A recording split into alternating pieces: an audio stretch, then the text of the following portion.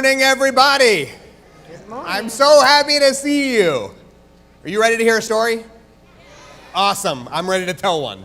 So I want to tell you a story today that's called The Hardest Word. And I'm going to tell you a version of this story that comes out of this book. It looks just like this. The version of this book is written by Jacqueline Jules. And if you don't have it in your home libraries, it's a great book to read for Yom Kippur. And here's how the story goes. Once upon a time, the whole world was filled with all kinds of amazing, magical creatures.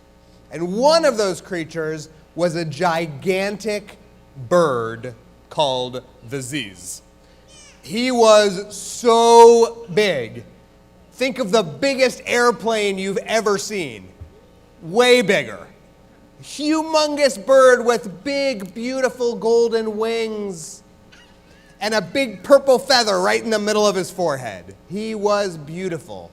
And he loved to fly through the air and know that all the kids were looking at him and admiring his wings and his beautiful purple feather because he loved the kids too.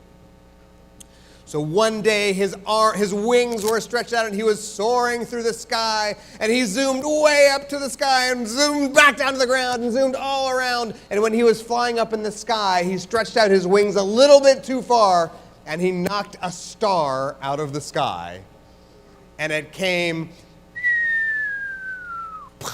all the way down to the earth, and it made a big hole in the ground.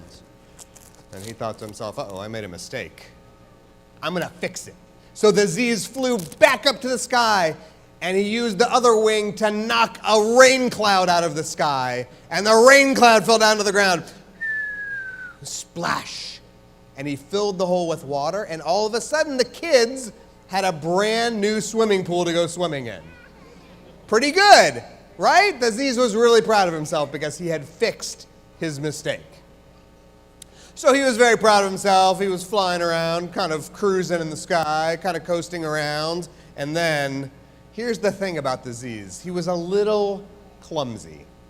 And again, he made another mistake. This time, his wing knocked over a gigantic tree. And the tree, I know. And the tree fell onto the ground and it smushed a gigantic vegetable garden that the kids were taking care of to grow fruits and veggies. The Ziz felt really, really bad. So he did what I do sometimes when I make a mistake. He hid.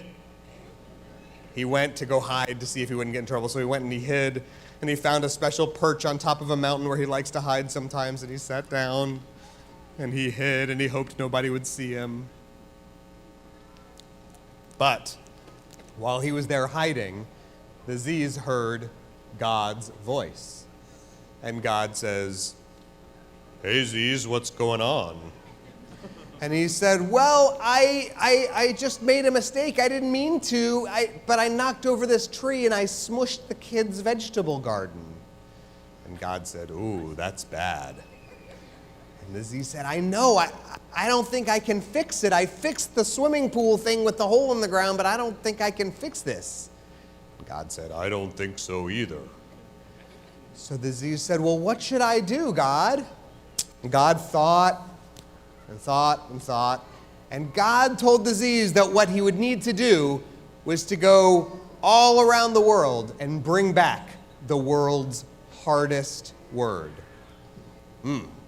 Okay, so the Ziz had a mission, and off he went, and he flapped his gigantic, beautiful golden wings, and he flapped and he soared all over the world, and finally he came to a beautiful little house next to a river, where a mommy and a little boy were getting ready for bed. And the little boy said, "I don't want to go to sleep." Has anyone ever said that in here? Yeah? And the mommy said, "I'm sorry, honey, it's time for bed." And he said, "I don't want to go to sleep." And the mommy said, "I'm sorry, good night." And the Ziz said, "I've got it." And he flew back to his mountain and he said, "God, I found it. I found the hardest word. The hardest word is good night."